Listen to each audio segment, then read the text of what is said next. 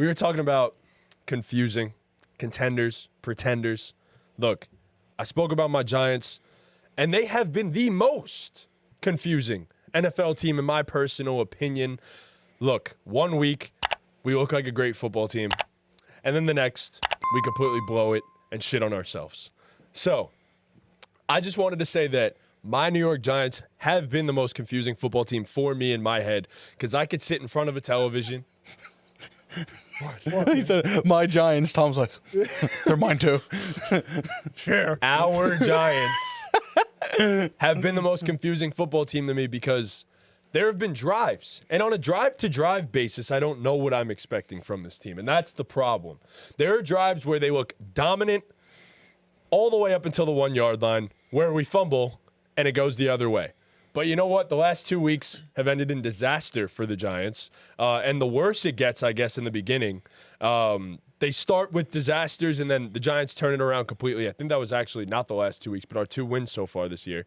The worse they start, the better the team finishes. So all in all, I don't know what to expect. And that's part of the problem. We mentioned before, if they go in and steal the Sunday night game against Cincinnati.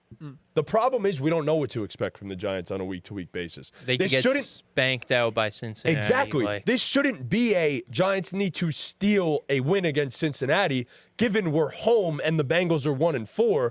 This should be the Giants are favored and should be favored to win this football game. I expect them to do exactly that. But the relative unexpected nature of Daniel Jones and the Giants as a whole leaves us questioning what they could be on a week-to-week basis. And as a fan, if they win this week, I think I could very much put that to rest and expect good football for the remainder of the season.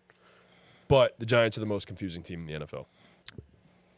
I mean, great points. Yeah, you hit it on the head. We kind of we spoke about them a lot, gave them some high praise. But, yeah, you're right. You don't know what you're going to get from week to week. My most confusing team, at first when we asked this question, I thought about the Cardinals. But being that you guys also gave them a lot of high praise earlier, I'm gonna go with the Indianapolis Colts. I think there's a very real road to them being 4-1, like you said about the Giants right now. If Anthony Richardson could just line up a few routine throws, if their defense wasn't a run funnel, like if it was just bad against the run, it's bad against everything. But if it was like it's like god awful against Tank Bigsby looked like fucking Walter Payton. Yep. Yeah, he sure did. And my God. And Trev had the best game of the season. Yeah. That touchdown run by Tank Bigsby was not the first one. He's two. The first one where he was just dragging guys with him. It was crazy, bro. So most confusing team in the NFL has the most confusing player under center. Anthony Richardson, man. This guy throws a 60-yard. I think it was week 1, literally, when he threw that crazy 60-yard bomb. Yep. Not even a touchdown. It was another one. He threw a crazy, like 50-something yard bomb. And then what does he do? He misses Michael Pittman on a 7-yard out route. How do you I just don't understand how that happens in NFL football. And now it's like, well, you look better with Joe Flacco. They are a better offense, better football team with Joe Flacco under center. But when Anthony Richardson's back, are you gonna bench him? And I mean, he's got a lot of confidence, that guy. But that's a straight up killer. You get benched for a 39-year-old. And even if he is the best backup in football, I love Joe Flacco, but. DeForest Buckner's out for the defense. Kenny Moore's out for the defense. Big losses there. But still, I do think there's a good football team in Indianapolis. It's a little bit of sloppy plays, and it's just a little bit getting unlucky. They just aren't the Colts. No. Yeah, and it's just like, I agree with you. It's so confusing, and the decision they'll have to make when Anthony Richardson comes back is confusing because I completely agree on you. I was probably the highest out of all of us in the Colts preseason. I think I actually picked them to win the division. You did. Yeah, I was very high on the Colts. I love their roster. I love their offense on paper. Yeah. And I love the coaching. I love Shane Steichen. I love the fast pace they play with. But this team is good enough, not to contend for a Super Bowl, but this team is good enough to win some football games and maybe sneak into a playoff spot. But from what we've seen 5 weeks in, they have the best chance of doing that with Joe Flacco under center. Yep. Now you have a guy in Anthony Richardson who we've been talking about it for pretty much the duration of this podcast, that confidence is everything in football, especially for the quarterback. And Anthony Richardson coming back from injury and Shane Steichen and the general manager saying, we know you're healthy, but we're going to go with the 40-year-old Joe Flacco who Take a seat. is in no way, shape, or form a part of our future plans. how does that affect his confidence? Because I agree with you. Anthony Richardson is, again, we don't know these guys personally, but from what we see, he's a guy who just exudes confidence. It jumps off the page. You play how you live life. Right. He has aura. Right. Yeah. It just jumps off the screen. So, yeah, I mean, the Colts are confusing, and they have confusing decisions to make. 100%. 100%. And it's something that I think us and the football world is going to be paying very close attention to these next few weeks. And if you give AR the job back, he's already shown you he has a propensity to get hurt. So what, you're just going to turn it right on back to Joe Flacco potentially in a couple weeks? Like, can we rely on Richardson to stay healthy, and can we rely on Richardson to run an NFL like, if offense? Flacco's in and out of the lineup, what do you really expect from him? Like, you know, he can't get a groove going with these guys. No. He's the pro's pro. Flacco can step the fuck Joe in at Flacco any can step in at any moment, throw 350 yards. Yeah. Maybe let Flacco, you know, let him cook. Let him do his thing. I think you have to do what's best for the team. Like, these guys want to win. These guys all want AR's to got win. many more years to play, bro. like It's just rough because his problem is he hasn't played. he was such a project player that he needed fine tuning and development, and he's not going to get that while he's hurt for sure. Oh hell no! But he's definitely not going to get that when he's I know you could pick up and learn a thing or two, but when you did go into the season as a starter and then you lose your job to 40-year-old Joe Flacco, 39, like you're not gonna be able to work out those kinks and polish those skills that we all say as a raw athlete you need to develop. So it's a very confusing and interesting situation, and it's deeper than this year for them. Although we want to see how they shape up this year, we want to see Joe Flacco slinging that rock around for sure, because boy, is that fun, but it's way deeper than this year because this guy, number 5, Anthony Richardson, he's supposed to be the franchise. So it's all very confusing. The Colts, that was a great pick. My most confusing team in the NFL right now, they're sitting at 3-2. It's the Green Bay Packers, and I just don't know what to make of them. They started 0-1. Jordan Love gets hurt. They played an okay game against the Eagles. It was very sloppy. Lots of turnovers on both sides of the ball in that game. It was what was that? That was a Saturday game in Brazil, Friday game in Brazil, whatever it was. So just a weird game. I scrapped that out. Yeah, just a weird game all around. Then Jordan Love gets hurt, and we see. Let me make sure I get Matt LaFleur.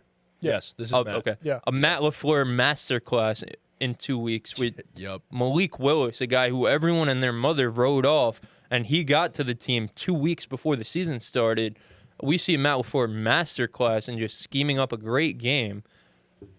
And then we see this team play the Vikings, and the Vikings on their high horse, undefeated at the time, in a divisional game. The Packers were supposed to be the far better team, right? That's what we all predicted preseason. The Vikings did not stack up against the Green Bay Packers. The Packers were supposed to be a Super Bowl team, and the score says 31-29. The Vikings dominated them. Got up 28-0, and it looked like it was over. And then we see Jordan Love flip this switch and become prime Peyton Manning with the Broncos and throw, 5 touchdown passes, whatever it was, bring them all the way back. And then they fall short. And Dontavion Wicks, and then the receivers are hurt. Christian Watson's hurt. Romeo Doubs, we thought was hurt at first, but then we find out is unhappy with his situation and just wasn't showing up to practice. And then the team has to suspend him.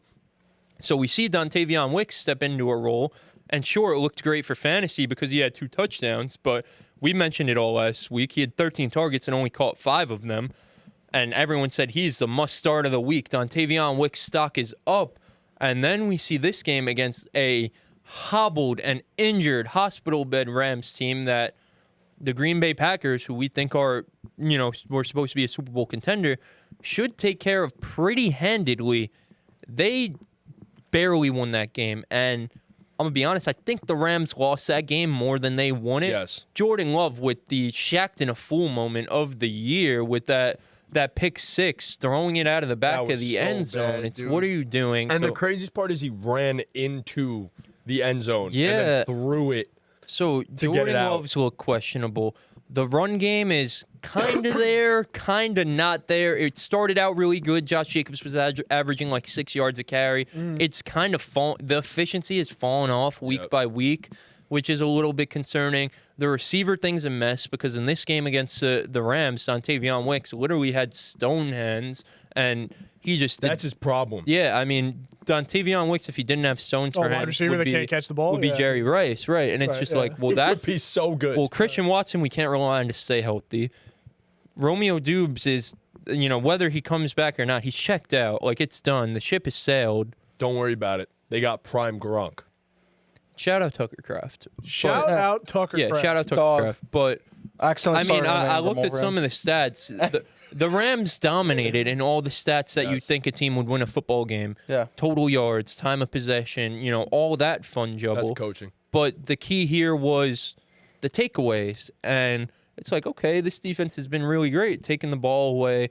The defense as a whole hasn't been great. They're giving up yards, but they're forcing turnovers. Bend, don't break. But then you look at it and it's like, well, Xavier McKinney's on the historical run of all historical runs, the only player in NFL history to force to have an interception in his first 5 games with a team. And it's just like, well, is that sustainable for the defense? I don't. Like, are we going to rely on Xavier McKinney to get an interception every single game? They're also missing pieces, too, to be fair. For sure. And so it's just, is the defense good, or are they just getting a little bit lucky with Xavier McKinney just being in the... And listen, I love Xavier McKinney. He got dog in him, and I'm sure you guys Trust me. love him too. I know. Yeah, Xavier McKinney's a fucking dog. And shout out to him for playing well. And We couldn't pay him. But it's like, is that level of defense and forcing turnovers sustainable for this team? The offense has been so wishy-washy, and for a team that was in a lot of, not in my eyes, but in a lot of people's eyes, a Super Bowl contender going into this season, I don't think they've looked like much of a Super Bowl contender. But then where it gets even more confusing is I know that it's in there that Jordan Love could go on the same type of stretch he went on to end last season, and this could be the team to beat going into the playoffs. Or they could just continue playing at a pretty mediocre level offensively, and the turnovers can kind of come back down to earth. And now we're looking at a not-so-great football team in a division that's way stronger than we expected, with the Vikings being at the top of the division. And the Bears undefeated, looking good and now. the Bears are great too. So it's like, I don't know. Like, I don't know if this team's a contender or not. I said they weren't going into the season, but like I said, there's that world where Jordan Love just does exactly what he does last year and goes nuclear. I don't know how I feel about the defense. The run game is, like, overall, the team is just so wishy-washy in pretty much every aspect of the game. And through 5 games, they've been pretty inconsistent in every aspect of football aside from forcing turnovers, which is kind of, what's the word I'm looking for? Like, It's not a sticky stat. random. Yeah, it's the most random stat there is. So it's like, that's where we've been the most consistent. Like, Could be are we great gonna, defense, could be bad offense, Right. mix of both. Yeah. So I'm very confused with the Packers. I don't know where you guys stand with that. I don't know if you guys. No, feel- it's definitely a rock solid take. I mean, like you said, you mentioned the receivers. Watson can never be trusted to get in the lineup, and Wicks can't catch the ball. Pretty important when you're a wide receiver. And Romeo Doubs, you hope it's not something else going on. I'm gonna put that out there just in case, like, he's got, because like it's just a weird thing that I'm not getting targets. I think he's second on the team in targets or something like that. Nah, or- he going in. He's up there. Now he's 4th. Oh, he's 4th. Okay, well. Going in, he was Going in, I think he was 2nd and 3rd. Going into the season, like, you knew it was going to be no one dominator of targets. And now Watson's out. Wicks can't catch the ball. Your team needs you.